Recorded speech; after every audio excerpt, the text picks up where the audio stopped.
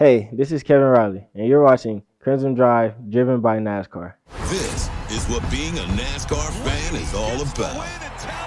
Singular history and tradition.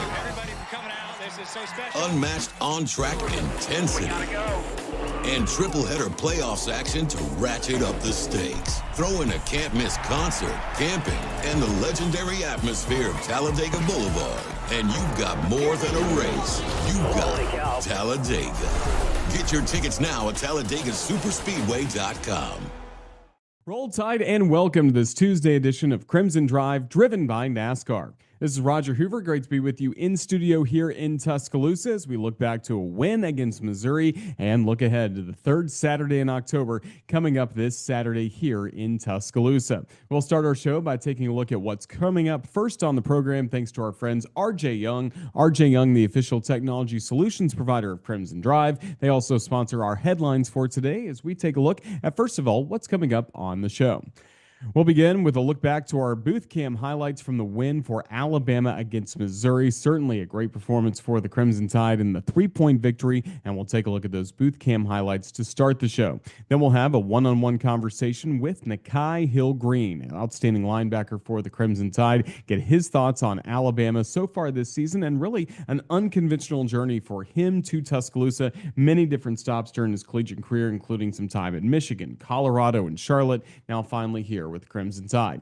Then we'll visit with Chris Stewart, get his preview of Hey Coach, plus everything coming up later this week, not just with Tennessee, but also, as we'll talk about in a moment, a little bit of basketball coming up on Thursday. John Hunter Nemechek will join us from NASCAR. He'll be talking about Talladega and the race coming up on Sunday. We look forward to catching up with one of the best young talents in NASCAR, driver John Hunter Nemechek. Then we'll round out this show with Be Kind Crimson Tide Rewind, taking a look back to the best moments from last night's edition of Crimson Tide Rewind at Baumhauer's in Vestavia Hills. Crimson Tide football, again, that three-point victory against Missouri. Just an impressive showing once again for Alabama as the Crimson Tide offensively made the plays they had to, even without Jam Miller, who left with injury. Saw players step up like Daniel Hill, who caught the last touchdown for Alabama. Ty Simpson was brilliant all throughout that ball game, and he was recognized by the league office as the SEC Offensive Player of the Week. The second time in the last 3 weeks he has earned that honor from the Southeastern Conference. So roll Tide, T-Y-D-E, Ty Simpson. Great job again for Alabama. Now, coming up this Saturday, it's the rivalry. It's Alabama, it's Tennessee. It's the third Saturday in October. 6:30 start time coming up under the lights at Bryant-Denny Stadium, Saban Field at Bryant-Denny Stadium. And of course, so we look forward to the next week, our next road trip to round out this busy 5-game stretch in between open dates. Alabama at South Carolina, the final game coming up in October. That, as we learned on Monday, will be a 2:30 p.m. Central kickoff in Columbia at Williams-Brice Stadium. So we look forward to everything coming up for the Crimson Tide football team.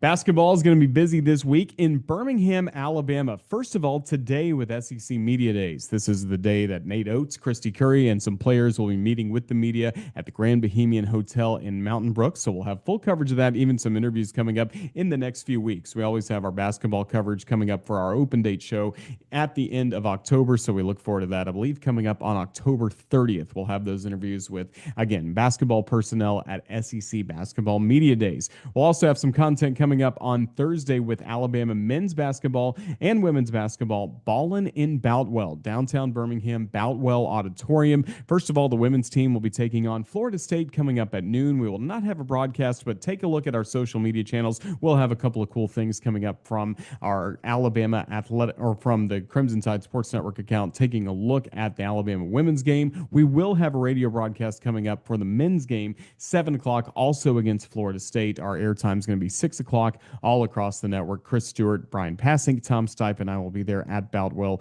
for Alabama against FSU.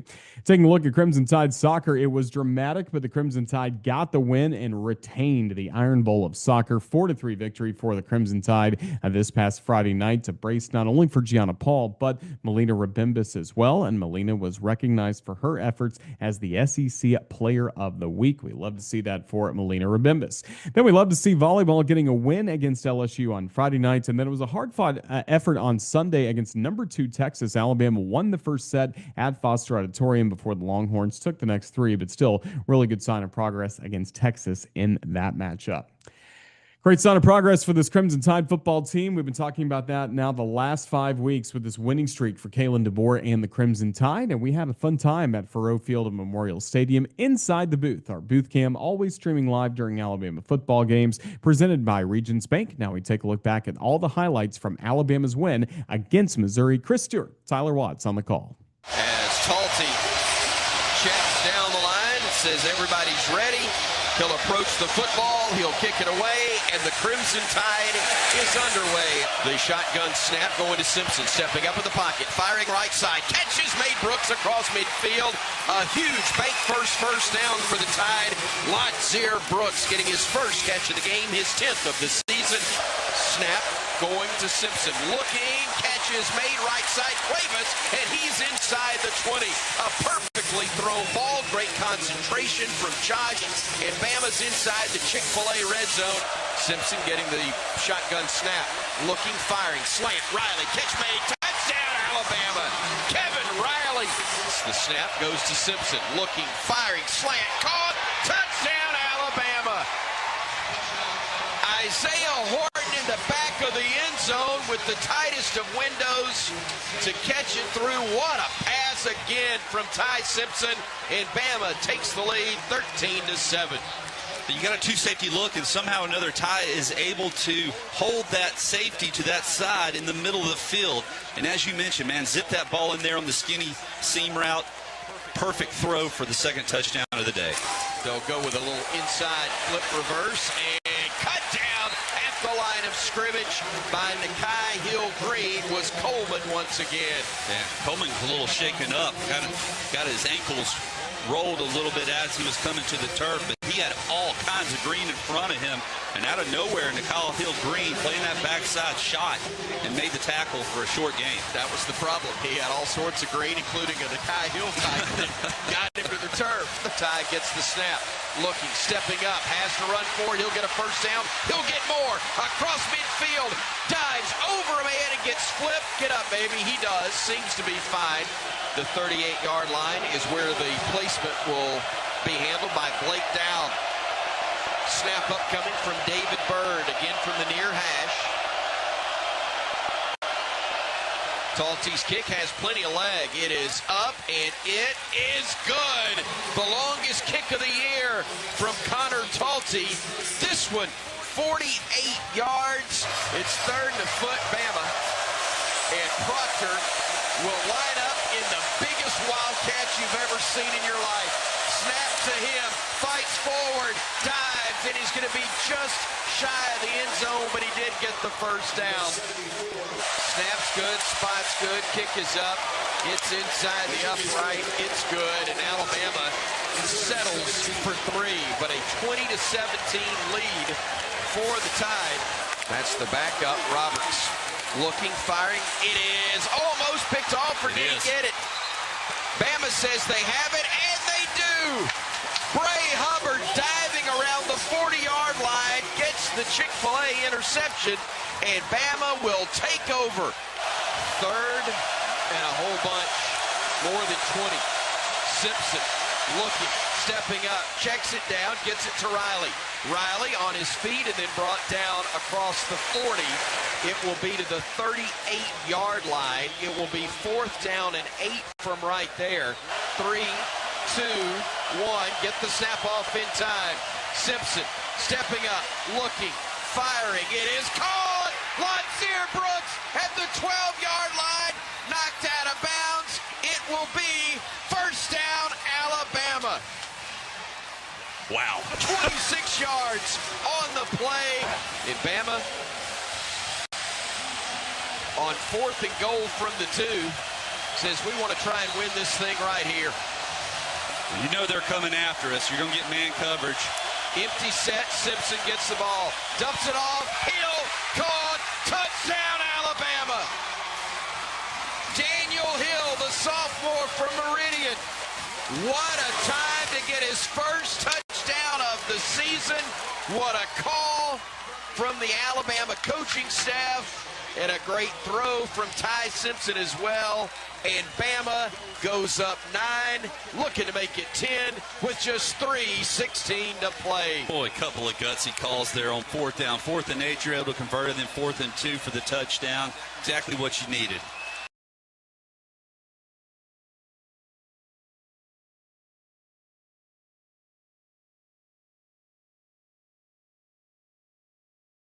Two wideouts left, now make it 3 for Missouri. Prevula firing left side, seam picked off, intercepted, and getting the pick for Alabama will be Dejoun Lee. It was perhaps deflected, but intercepted by Dejoun Lee. A great pick there, and Alabama is going to hang on and win this one. 27-24. Fun time with the booth cam. Make sure you're watching coming up on Saturday for Alabama against Tennessee. One of the playmakers we hope to see making more great tackles for the Crimson Tide is Nikhai Hill-Green, an outstanding linebacker who's really had his role increase as this season has gone along. He joined us at our LLH Healthcare Advantage Center podcast studio to talk about that, plus his unconventional journey to Tuscaloosa as he's now on his 4th school that he's played college football for. I think you're going to enjoy this conversation with Alabama's Nikhai Hill-Green. Roll Tide and welcome back to Crimson Drive, driven by NASCAR. This is Roger Hoover with you from the LLH Healthcare Advantage Center at Saban Field. Now pleased to be joined by Alabama linebacker Nikhai Hill-Green. As we're midway through this 2025 football season, has the season gone by fast for you so far this year, Nikhai? It has. It's flying. It really is. And already here we are near the midway point. How have you liked being here and just, first of all, just being an Alabama football player? First of all, it's a way different atmosphere than everywhere else. You know what I mean? It's once in a lifetime. I try to be extremely present when I'm here. Just the people, the environment in Tuscaloosa. It's like no place I've been, and I can see why it's such a unique place. It really is, and we'll get into your football journey. But again, you make the decision to come to Alabama and spend this season with Alabama. What were some of the factors that led to you putting pen to paper and saying, all right, I'm going to come to Tuscaloosa? Definitely the pieces they had in place already, playing behind Tim Keenan, the secondary, Keon Sabb, I played with him before, Bray Hubbard, some corners coming back, Damani, ZB, and just what I could add, losing Jahad Campbell, that's a huge piece of your defense. That's a lot of production leaving the linebacker room. So I just wanted to be that plug-and-play player that they needed, and Coach DeBoer, Coach Womack, Coach Chuck, I believe in the system and where we're going and what we're building to. How did these players really welcome you to this campus? Oh, it's been seamless. Like the adjustments to just moving in to whatever I need, learning the playbook, just Justin Jefferson, D-Law. We're extremely close already, and we're only going to get closer. But just as far as the defense and just everyone welcoming me in the spring, they really showed me the value that I have for the program and what I could add. Like, they welcomed me in as a brother, and, it's going to be B-Side 5 for life. And I would run through a wall for any of these guys, honestly. I believe in it. Deontay Lawson, one of the captains, the returning captain from a year ago, was lost for the year with injury late in the season, makes his decision to come back. You mentioned that he welcomed you in the springtime. How did you see him work hard to get back on the field, and how does he lead you all on the field? He's a leader. He's a leader in all things on and off the field. He's a guy, he bleeds crimson, and honestly, he wouldn't ask anyone to do anything that he wouldn't do or he already did for this program. So Deontay, man, I'm proud of him, and I wasn't here last year. So that just speaks volumes to what I've seen him do throughout the offseason and what he continues to do throughout the season. And speaking of the season, we heard a lot of buzz about this group preseason camp. It sounds like it was a very positive experience leading up to the Florida State game. That game obviously didn't go like we wanted. How did this team respond to the adversity? I think ever since I've been here, when our backs are against the wall, that's when our best football comes out. But we kind of shifted our mindset. We don't need our backs against the wall no more. We just come out with the same mentality, the same process-driven mentality each week, and a mentality where we want to improve and not focus on outcomes. We just want to improve each rep, each series, and each snap. So that's the biggest change I've seen. And as far as the linebacker room, really, we just want to drive the whole thing. We want everyone to feed off our energy. We want to be thermostats, not thermometers. We want to set the tone for the entire team. So that's the mindset we've taken on. And you're really proud in games since that Florida State game, games where Alabama is taking on teams that are really good at running the football, shutting down the running game, especially we saw it against Vanderbilt. Absolutely, absolutely. It's just it's really a mentality. You know what I mean? It's not as much the X's and O's are changing, but how we're executing the X's and O's. So we're not so focused on just doing our job. It's how you do your job.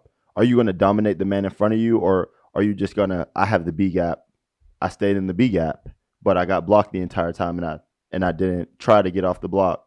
You know what I mean? So how does Alabama's offense in practice make you guys better? Who are some hard guys for you to practice against? First, I'll say Parker. Parker has made me a better linebacker since day one. Since I've gotten here, me and Parker, it seems like I went against Parker every rep in the spring. Second, I'll say just rushing. I've added the pass rush element to my game a lot. Coming here, being flexible in the defense, being able to move around, play a lot of different spots, and going against Caden Proctor and Formby, they've made me a true pass rusher now. Like, I'm not just a linebacker who's playing the edge. Now when I get on the edge, I'm an edge rusher now because those guys are so good and they're making me better. So, and yeah. They're so big. I mean, they're really hard to get around, right? Absolutely. And also Ty and Jam, just their football IQ and knowledge of the game on that side. It always keeps you on your toes. And iron sharpens iron, and I believe we make them better, and they definitely have made me better since I've been in Tuscaloosa. So you mentioned getting to move around. Is that one of the things you were looking for this season, and getting to play for Alabama is be used in a variety of ways? Yeah, absolutely. So wherever the team needs me, that's what I'm going to do. Initially, our plan was for me to come in, be the starting linebacker, and then it announced that D-Law was coming back and Justin Jefferson was coming back. And the coaches, they asked me, they were kind of, I heard it in their voice. They're like, "Are you still in?" I'm like, "Absolutely. I'm still in. I'm still all in with the Tide. Whatever the team needs from me, it's going to get done." So that's where I'm at, and I bleed crimson now. So absolutely, we love hearing that, especially because you've had an interesting football journey. Let's back up a little bit. Tell us where you're from. Pittsburgh, Pennsylvania. Always football for you? It's always been football. You know, my mom, she was my first football coach, and it's just different. Like, growing up in Pittsburgh, Pennsylvania, when you get up in the morning, you drive to school. If the Steelers won, it's positive on the radio. If they lost, it's, "Oh, we need to get a new coach, get new players." So it's always been football for me. It's ingrained in me because of where I'm from. Where did her love of football come from? My mom, her love of football, I think initially being a Steelers fan, and also I think just coaching, like the passion that she had coaching me all the way up. She taught me some things just as far as showing up early, staying late, doing the extra work, just knowing your plays, X's and O's, and not being so outcome driven. She was mad at me when I dropped a couple passes or missed some tackles, but we won the game. And I didn't understand that when I was young, but now I do. It's just playing to your standard and not to anyone else's. So my mom, she was my first coach, and she put that initial fire in me for the game. She sounds like Coach Saban with the process, Coach DeBoer with the 1-0 mentality. I mean, she fit right in here, right? Absolutely, absolutely. She loved my mom. This is one thing I will say. She was an Alabama fan a long time ago. So it's a full circle moment. It really is. And then for you grow up and you start to have some success in high school football. What was your initial recruiting process like? Was Alabama any SEC schools in the mix in when you originally signed with Michigan? So initially it was between Michigan and LSU. Alabama, they weren't in the they were, but they weren't in the mix because Coach Saban, he knew of me because Chris Braswell was my teammate, so he was always at St. Francis and their recruiting guys. But they were in the mix, but as it went on, it was Michigan and LSU, and I never received the offer to come to Alabama, but God makes no mistakes, so I'm here now. You're here now, and Chris Braswell, of course, did play here. What was it like for you keeping up with him, all his great moments in Crimson, now in the NFL? Yeah, talking to Chris Braswell, anytime I talked to him when he was here, he would always say, dude, this is just like our high school. Like, this is just like our high school. I went to St. Francis Academy in Baltimore, Maryland. And he would say, dude, like, it's our high school, but on another level. Like, everybody's good here. Like, when he came in, he was a 5-star, I think, #1 player. And that's the biggest thing he would always emphasize. His eyes would be huge. He's like, bro, everybody's good here. Like, the 3-star from, like, a town you don't know, like Will Anderson, like, they're really good. Like, they're the best players in the country. So that's what I remember him telling me. That's awesome. And you were also signed around COVID time. How difficult was that? Yeah, it was weird. It was weird coming in to college football with no fans and just not knowing what actual college football is like. Being home for half the year and then the season actually happening, then coming back to campus, COVID testing every morning. It was weird, but then my sophomore year came, it settled in. I seen the fans came back in, and it was more normalized. So once I got to experience that, it was rolling. So you had some time at Michigan playing for Jim Harbaugh, and then Charlotte after that, and then Colorado, and another very notable head coach in Coach Prime, Deion Sanders. So it was like to play for him. It was cool, like being around Coach Prime, just seeing like his process, seeing how early he was there at the facility in the morning, and just like little things like taking care of his body, always going to sleep early. You could see how someone like that was a Hall of Famer. So it was a great experience, and I love Coach Prime. And you got to be teammates with the Heisman Trophy winner, Travis Hunter. How special was that? Yeah, it was awesome. Travis, I'm so proud of him just because I seen the work behind the scenes. I seen him at the facility first. I seen him in the training room all day. Like I don't know how you play 100 and whatever snaps, but I seen the work he did behind the scenes.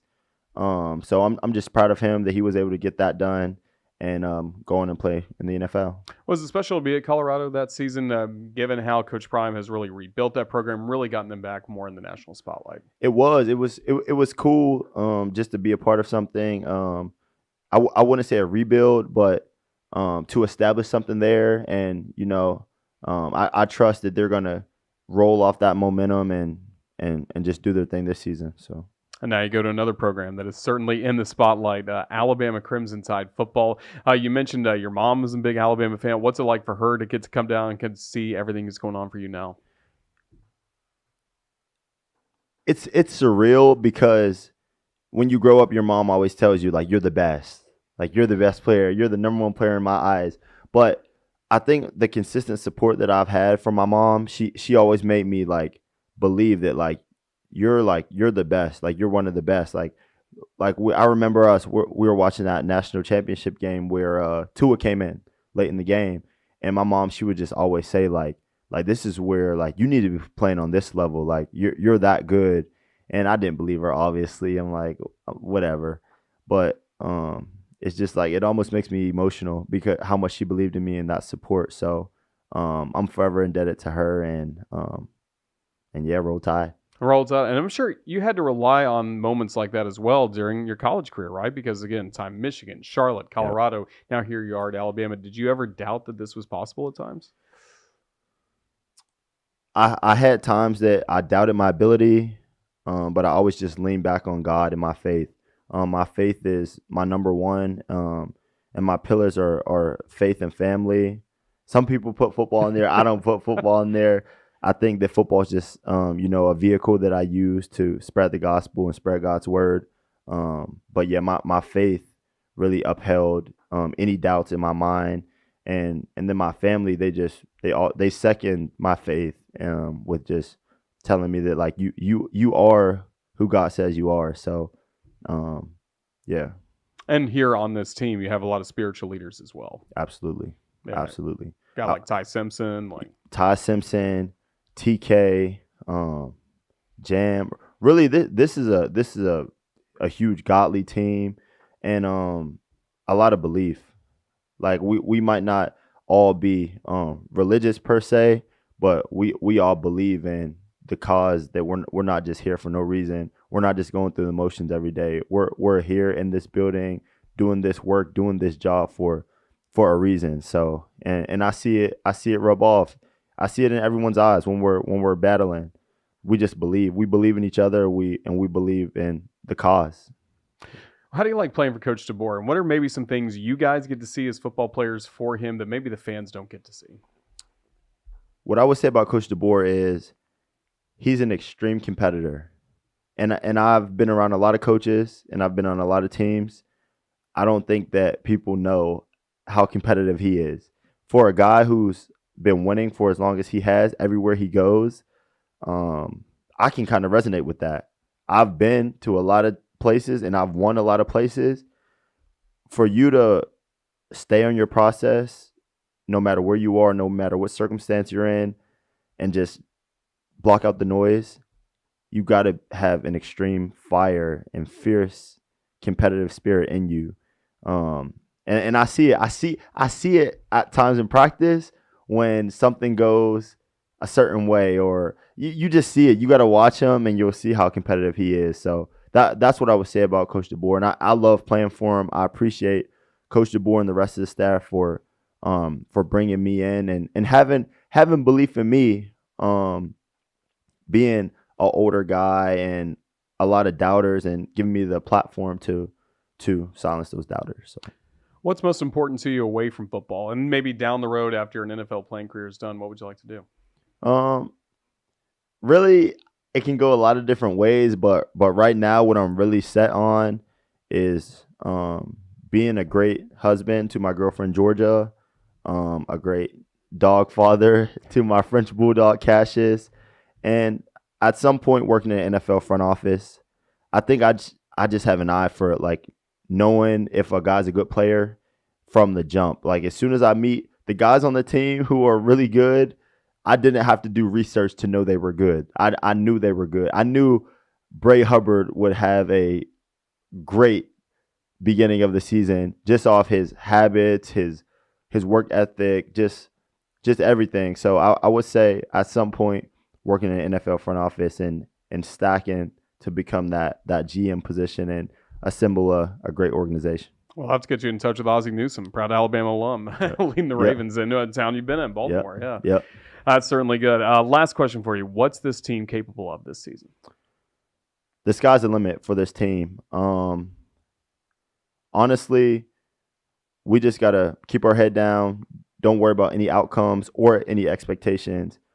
Just continue to get better. Good teams continue to get better. And as long as we do that, we're unstoppable. No one can stop us but us. And I'm proud of all the guys for what they've done and what they're going to do. And I just can't wait to go to battle with these guys and just keep on working and putting the work in to get what we deserve. We look forward to seeing more tackles from number 41 all throughout the rest of the year. Nikhai Hill-Green, just thank you for the time you've given us. Best of luck. Roll Tide. Roll Tide. This is what being a NASCAR fan is all about. The win at Talladega. Singular history and tradition, and triple header playoffs action to ratchet up the stakes. Get your tickets now at TalladegaSuperspeedway.com. Nikhai Hill-Green, one of the names that Chris Stewart will be saying over and over again coming up on Saturday against Tennessee. And Chris joins us now for his weekly visit on Alabama football and Alabama athletics. We get to talk a little basketball coming up as well as we take a look at the week ahead with Chris Stewart. Chris, 3-0 in the SEC certainly is a good place to be for this Alabama football team. Man, I'll take it. And I'll be honest, even though I said it on the air Saturday, I think it just hit me that it is 3-0 in the league, because I guess I've done Coach DeBoer would be happy. I've stayed locked in and focused, and I'm just stacking days and stacking wins right now. But that was a big one Saturday. It is a great spot to be in. It's a whole lot better and a lot more enjoyable for all of us than it was 5 weeks ago at this time. That's for sure. It really is, and especially because this team continues to see some adversity pop up during games, but still finding a way to make the big play, and especially when it mattered most, Ty Simpson made some big throws this past Saturday. Boy, he did. And you go back and look, and in the throw on that 4th and 8 was about as tight a window as it gets. But the catch from Latsier Brooks with a defender on him, and if you also go back and look at a certain angle, the defender's got his hand up, but he had it up just a split second too soon. It was on its way down. He didn't keep the arm up. That would have made it impossible for the ball to get to Latsier. It would have hit his arm. And It didn't. Phenomenal concentration, perfect throw. And how about the guts to go for it right there? And coach talked about it. He goes, oh, the team kind of put it. They made it tough for him because they had the big gain. You remember it was third and 20 something. Long, yeah. And picked up 15 plus, maybe 20 plus, I guess it was, to put him in a spot where he goes, I got to think about it. And didn't think long, went for it, got it. And just, man, the guy's not afraid to call plays, not afraid to run them. I mean, good grief. What is this, 4 straight weeks? 3? I know 3. No, actually 4. And 4 straight weeks that, the offensive juggernaut, Caden Proctor's been used in a different manner.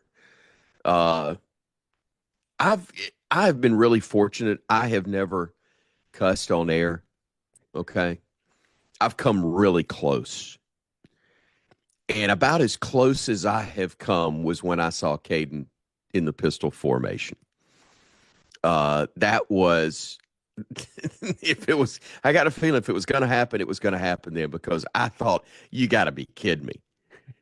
Wildcat? Well, you called it perfectly when you said the biggest Wildcat you've ever seen. Biggest. Well, I didn't use any other adjectives with it. That was the key, because it was in my mind. I will confess, Father, that it was in my head, as it was with many others probably. But just amazing what the trust they show in their players, the confidence they show in the work that they've put in, and that is to me the key, Roger. Is, I'm not at practice every day, but I usually am once a week. And to know how hard they work, and to know that things don't happen just by chance. They put work in. But the creativity and the patience to use things at just the right time is one of the more amazing things I see with this staff. Really great to see that for Alabama. So the Crimson Tide get the win against Missouri, and now it's back home in Tuscaloosa coming up this week for the 3rd Saturday in October. And let's just start there. When you hear that phrase, you know which game it is. What does it mean? Sure. It's historically as good as it gets, and it's why I understand that there are things that needed to be tweaked and changed because of the growth of the league. It was this way when we went from 10 to 12, 12 to 14. Now that we've got 16 teams, I get completely. And now that you're going to add a 9th game and do what you're going to do with the schedule, I completely understand that there's some things that have to go away. LSU is an example.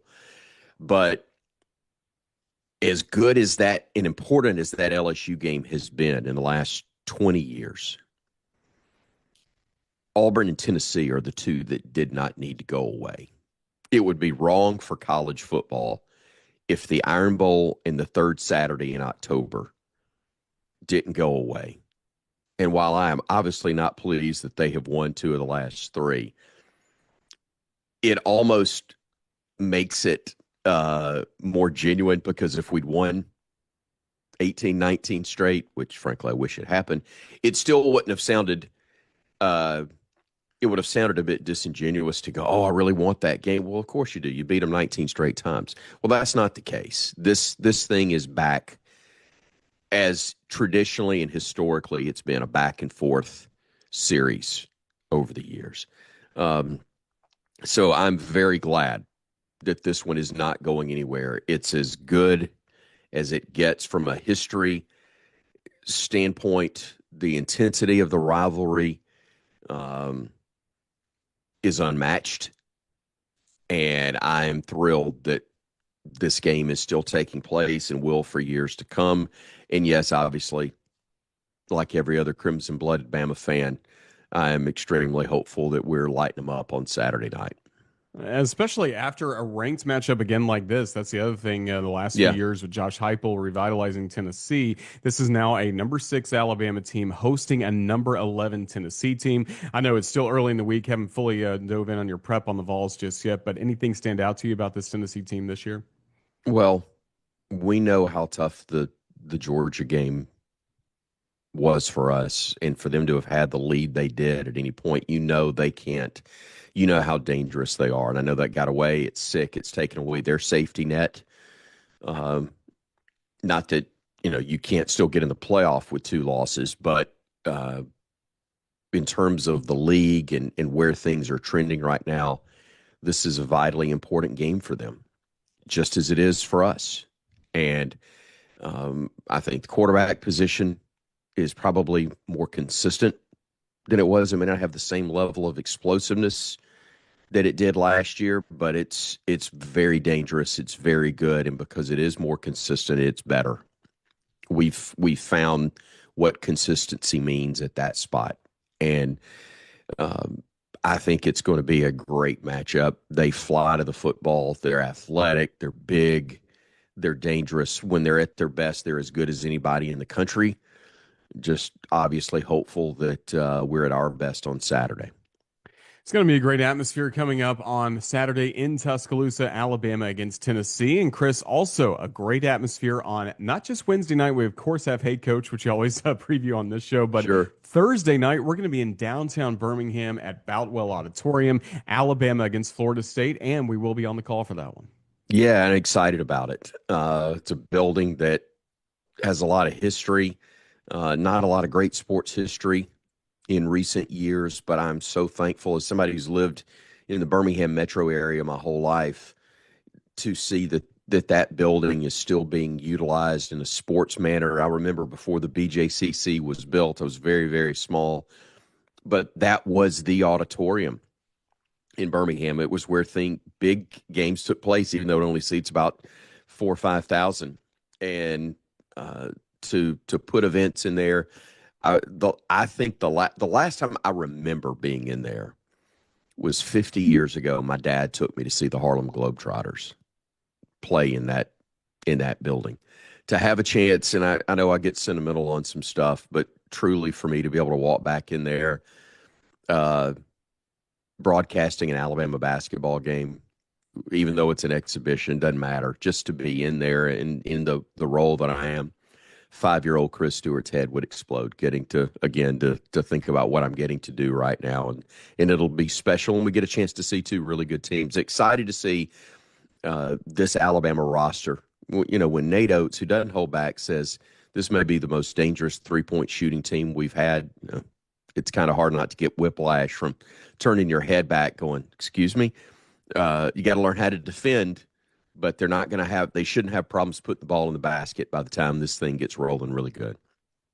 That's certainly exciting. So we'll break that down next week, plus Alabama and Tennessee. Chris, just thank you for your time. All the best and during what's going to be a very busy week, but hopefully a great week for the Crimson Tide. Thank you for your time. Roll Tide. Roll Tide, buddy. Looking forward to it. Tide fans, I want to invite you to elevate your game day this season with a limited edition Alabama Yeti. These great Yeti cups come in white and crimson and also feature a great logo that's just available for this season as we celebrate 100 years of national champions here at the Capstone. This Alabama 1925 National Champions Yeti is available both outside Vector Security Champions Lane and, of course, you can pick it up at select merchandise stands all throughout Saban Field at Bryant-Denny Stadium, not just coming in your traditional size Yeti, but the cocktail size version as well. We have the Big Al logo on this one, available in both crimson and white. So again, different sizes of these Yeti cups, and you can order these online at BamaAthleticCompany.com, have them shipped straight to your door as well. But want to make sure you take advantage of this amazing deal on these limited edition Alabama Yetis. Basketball on Thursday, football on Saturday, and I know many of you are going to be making your way to Talladega on Sunday for the Cup Series race. Really, a lot of you will probably be hanging out and watching all the action from Alabama, Tennessee on Saturday night, maybe from the Boulevard at Talladega. It's just such a wonderful experience, and NASCAR has been a tremendous partner of this show for several years now. So we wanted to visit with a NASCAR driver, and we get to visit this week with John Hunter Nemechek, get his thoughts on his NASCAR season. Had a good showing last time time out in Las Vegas on Sunday. He sets the stage for what's coming up at Talladega, plus some insights on his career as we check out one of the NASCAR's emerging young talents, John Hunter Nemechek. JHN, it's great to talk to you. How's this NASCAR season going? Are you excited to get to Alabama this weekend?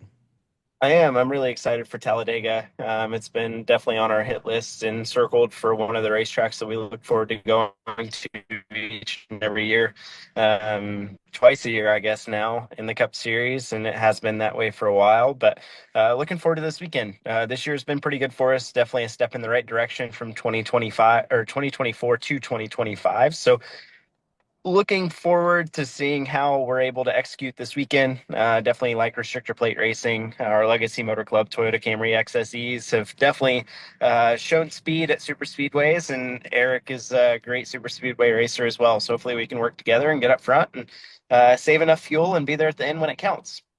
We certainly look forward to that. And can you tell us what it's like? You mentioned you're getting ready for this weekend in Talladega. Can you mention the hard work your crew does to get your cars ready for the different type of speedways? You're just in Vegas, now you're getting ready for Talladega. But how does Travis Mack get you guys organized for a race like this?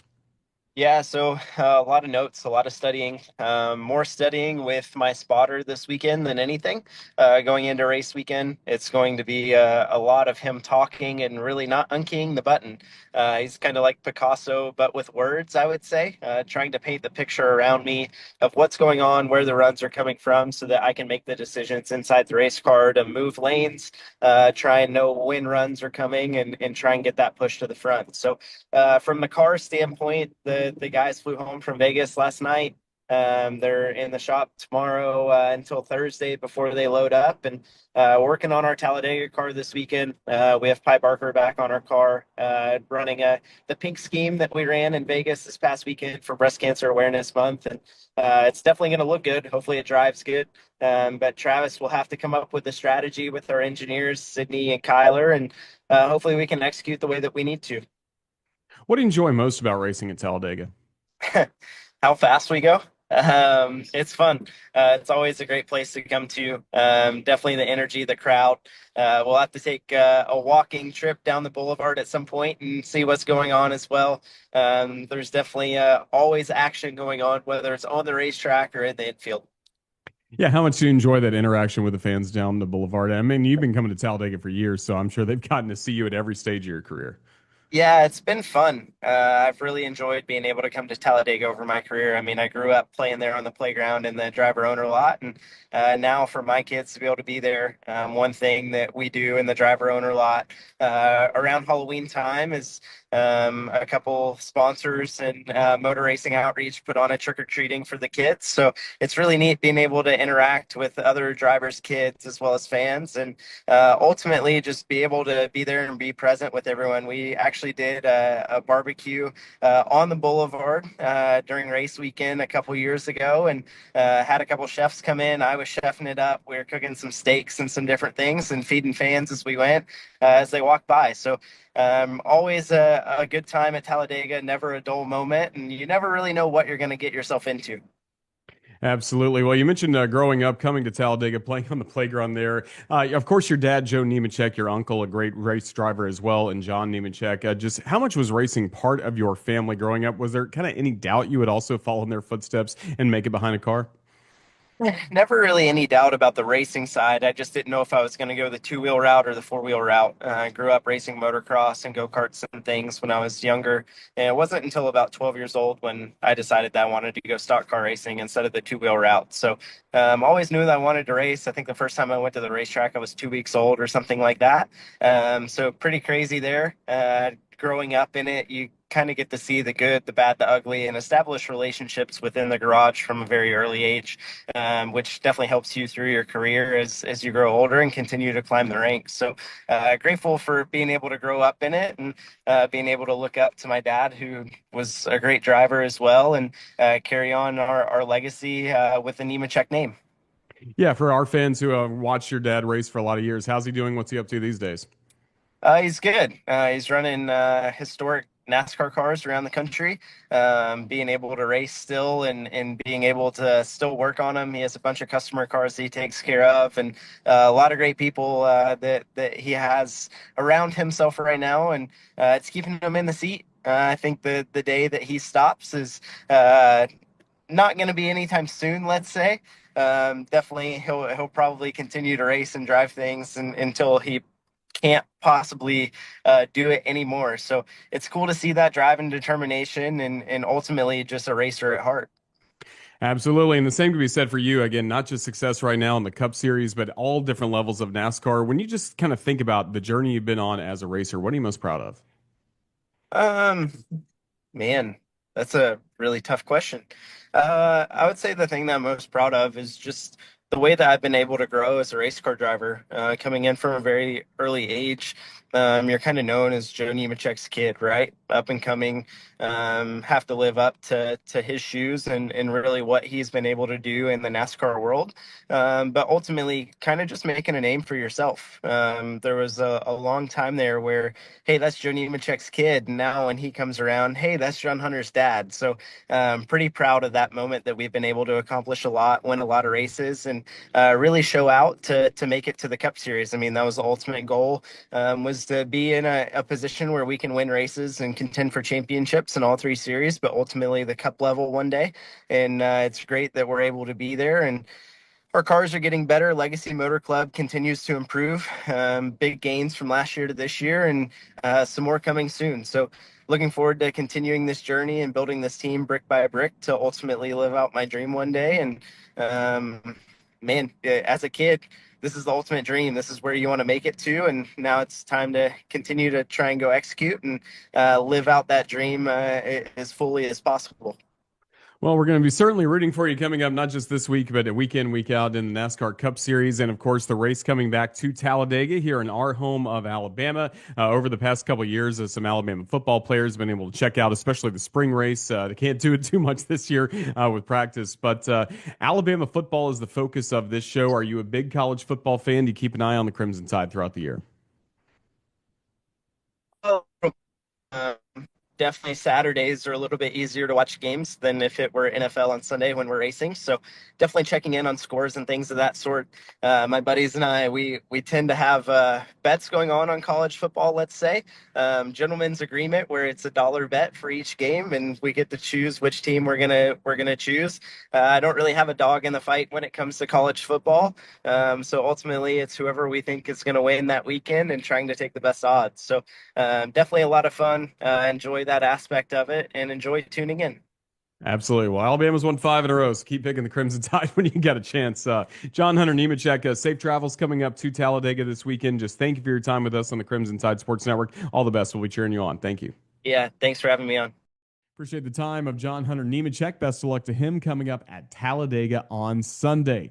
Not sure Tyler Watts knows too much about NASCAR racing. We'll have to bring that out coming up on the air at some points, maybe on Crimson Tide Rewind in the future. We had that show last night at Baumhower's in Vestavia Hills. Always a good time with Tyler and all of our fans that are always loud and energetic for Crimson Tide Rewind. Here's the best of the show from last night. If you want to watch the full video replay, it's available on our YouTube channel at UA_CTSN. Plus the Alabama Insider podcast. But here are some of the best moments from last night's edition of Crimson Tide Rewind and what we like to call Be Kind, Crimson Tide Rewind. Roll Tide and welcome to Crimson Tide Rewind, live from Baumhower's Victory Grill in Vestavia Hills.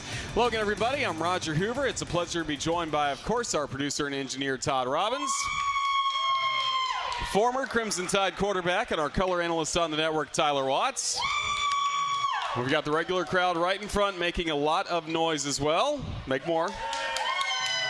And also, hello to all of our friends from Spokane, Washington that have made the trip here to Alabama, and they will be in attendance cheering on the Crimson Tide against Tennessee coming up on Saturday. Roll Tide. We're glad you're all here. Tyler Watts, great to see you. Crimson at our game, huh? Let's go. Just like college game day. That's awesome. Yeah, we've got some great fans here, decked out in Crimson of Alabama. We love to see it, and we look forward to talking about what's coming up on Saturday, the third Saturday in October, Alabama against Tennessee. But, Tyler, we got to start rewinding this win, 27-24 against Mizzou. Yeah, kind of the one that we were all most concerned about. No one really anticipated that we would have a down game versus Vanderbilt when they came to Tuscaloosa 2 weeks ago. But how would you rebound? How would you respond, especially with the early kickoff? What a great atmosphere. They're doing a lot of construction up there, so the stands weren't necessarily packed right at kickoff, but it became a hostile environment throughout the course of the game as Missouri just would not go away. And I think that was more credit to what they were doing than us. But, hey, man, we responded. We responded to them driving right down the field on the opening kickoff and putting 7 points on the board. We, once again, go on that methodical 7-8 minute drive, respond, and kind of took control of the game at that standpoint, especially on a defensive stand from their side of things. I mean, just you cannot be happy enough with just the progress that defensive unit has made from the opening game versus Florida State down in Tallahassee. They just continue to improve and continue to improve throughout the course of the game as well, making adjustments, recognizing what the opposing offense is trying to do, and having an answer for it. And I think that's ultimately the biggest thing. Forced a couple of potential turnovers and then still were able to take the ball away twice, especially late on in that game. That sealed the deal. So that was a great defensive performance, especially once the offense was struggling a little bit there in the third quarter. And for the Crimson Tide offensively, once again, fine performance by Crimson Tide quarterback Ty Simpson, 23 of 31 passing, 200 yards, 3 touchdowns, and once again, he is the SEC Offensive Player of the Week. And you got to like most about how did he play in pressure situations, the must-have plays, especially late there in the fourth quarter. Going forward on 4th and 8, 4th and 1 or 2 from the goal line, he's able to read the defense, put the ball exactly where it needed to be. Couldn't have thrown a better ball. I mean, you just could not have thrown a better ball. And quite honestly, had it not been the perfect ball, it gets batted away or incomplete, and Missouri has taken over close to midfield. So huge confidence and just being in the moment, playing the play, not worried about what was going on around him, the external factors, and just performing. And that's what your leaders do in big-time situations. They want the ball in their hand, and they're the ones that are going to make a play. And how about just overall this team dealing with in-game adversity where it really hurt last year's team? It hurt against Florida State even to begin this season, but we've seen adversity plenty against these SEC opponents, Georgia, Vanderbilt, and now Missouri, and this team keeps punching back. They just keep responding to whatever is thrown at them. You do want to see them kind of turn the corner of, hey, let's put these guys away, because we're up 17-7. We have ball in hand. We're driving the field, and we have to punt, or we walk away without points. Those are the situations you kind of want to see continue to improve on. There's always room for improvement. But, yes, I mean, when Missouri ties it up on the first play of the second half, we get a fumble. They drive it in. They tie the ball game up. And all of a sudden, once again, you're behind now. It doesn't matter how you've dominated the flow of the game to this point. It's a tie ball game, and you got to go out there and execute, and you just got to stay aggressive, and they were able to do that. Crimson Tide touchdown to Kevin Riley, starting the scoring for Alabama on Saturday against Mizzou. Make sure you keep up with everything Alabama with the Alabama Crimson Tide mobile app presented by Cadence Bank. It's available at the App Store and Google Play. Download the Alabama Crimson Tide mobile app now for free. So again, the Crimson Tide pick up this win 27-24 against Missouri this past Saturday, as we saw Kevin Riley involved for the Crimson Tide in this ball game. Top rusher was Jam Miller, 20 carries for 85 yards in this ball game. Unfortunately, left with injury. We heard today from Coach DeBoer at his press conference in the concussion protocol, and we'll just see how the next few days go. That's all you can do is just wait and see how he responds, how he reacts. You never know exactly how severe that's going to be, but boy, he took a shot on the sideline, and he has really been the guy toting the rock over the last several weeks since he returned versus Georgia, and he's been the go-to guy. And I think you definitely see a little bit of a drop-off when he's not on the field. And he can't carry it every time, but it's nice to have some of the other guys stepping in. You mentioned Kevin Riley, and then later in that ball game, we also had Daniel Hill that kind of filled in to give a little bit of relief. Also, a big body back. You'd like to see him run behind his pads a little bit more, be a little bit more of a bruiser between the tackles, and use that big frame to run over folks. But it's a running attack that didn't have quite the success as they did the week before versus Vanderbilt, but they stayed to it, and when they needed to get tough yardage, they were able to get just enough to put them in manageable situations on third downs. What did you see from Alabama's offensive line in this game? I thought they did a decent job. There was a couple of passing situations where obviously we were getting beat on the edges. I'm not sure if it was a noise issue, but we're going to play in much noisier, louder environments than what we experienced last Saturday. So you got to keep working with that. You can't afford to get beat off the ball on the edge. It's just there's not a lot of that, and there was nowhere for Ty Simpson really to step up into it. Thought a couple of times, though, he could have helped him out by moving around in the pocket a little bit more. But, overall, well, you did some nice things, especially early in the half. You want to see those big offensive linemen, though, take control of the game in the fourth quarter and just be able to run the ball down the throats of your opponent, especially when you've possessed it as much as Alabama did. I think we would say 38 minutes overall. 38-33 compared to 21-27. Again, really the reverse of what Missouri's been doing to opponents all season long. They had been tops in the nation. The reverse of what everyone has been accustomed to. This is a ball control offense. And it's funny, though, that they're doing it by passing so much. They're able to overcome some third and long situations because of how talented they are in the wide receiver room and the protection they've been able to get Ty Simpson, who has been understanding what defenses have done. But you have to continue to work on that because it's something you're going to need to really rely on to put games away when you can't afford to have incomplete passes. You're forced to run the football, and you have to stay ahead of the chains when you are forced and when the defense knows that it's coming. And Missouri has 4 sacks in this ball game, and overall, this is a pretty good defensive unit. Some future NFL guys on that D-line. That's the thing is they were bringing pressure from a lot of different places, and for the most part, we did a pretty good job of picking some things up. Jan Miller didn't have a particular great day in pass pro. I know he got a little confused and got beat a couple of times, and that was pressure right up the gut against a linebacker. But as far as the offensive lineman, I think the left side is playing very well. You know what you're going to get in Parker Brailsford right up the middle, and then whoever it is, Jaden Roberts played a lot of snaps in this game. Gina Vandermark at the right guard, and Wilkin Formby continuing to improve. And Michael Carroll, he's the up-and-comer who has a ton of talent, who they're finding ways to get him on the field. Absolutely. So the Crimson Tide get the win against Missouri. Mentioning some SEC scores from over the weekend, Tennessee at home in Knoxville picks up a 34-31 win against Arkansas. Never really put the Razorbacks away in this ball game, but once again, Tennessee scores over 30 points. And right now, coming into this game, it's Tennessee leading the nation in scoring at 48.2 points per game. Then this is a game, though. They're tied up at 17, I think, at halftime. They found a way to go on a scoring spree there in the second half, and they're up 34-17. I don't have a clue how Arkansas was able to get back into that ball game. They are talented at the wide receiver position, probably not as good at running as what they were a season ago, and it's just a matter of you catch that quarterback on a hot day or not. We saw what he did in the first quarter versus Georgia, where he went 11 for 11. Yeah. He was just on fire, and then he cooled off. So his performance and how he plays, and more importantly, how Alabama is able to disrupt him and confuse him, is going to be extremely important next Saturday. Yeah, what makes Josh Heupel's offense really unique to defend against? I think it's very friendly to your offensive guys as far as cleaning up the picture of what you're trying to ask people to make decisions on doing. So it causes a lot of issues defensively when you're trying to take away things, because they have kind of an answer for everything on every play. And then what's the challenge of the tempo a team like Tennessee will play with? Yeah, I mean, obviously you're wanting to rotate people in, and they will not allow you to do that. Very similar, Alabama didn't allow Missouri to substitute in the third and fourth quarters when we started getting things going on a roll. So that's the name of the game now, though. Everyone adjusts to it, and you just have to make sure that you have personnel that are multiple in what they're able to do out there on the field so that you can defend both the run and the pass, that you're light enough and fast enough to be able to do both.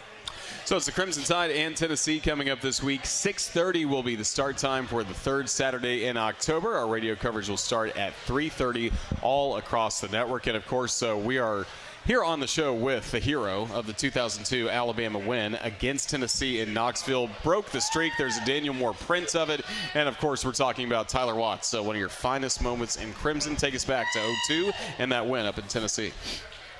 Wasn't my finest moment, man. Come on, dude. It was one of them. That was a great moment. Yeah. I'm not going to lie.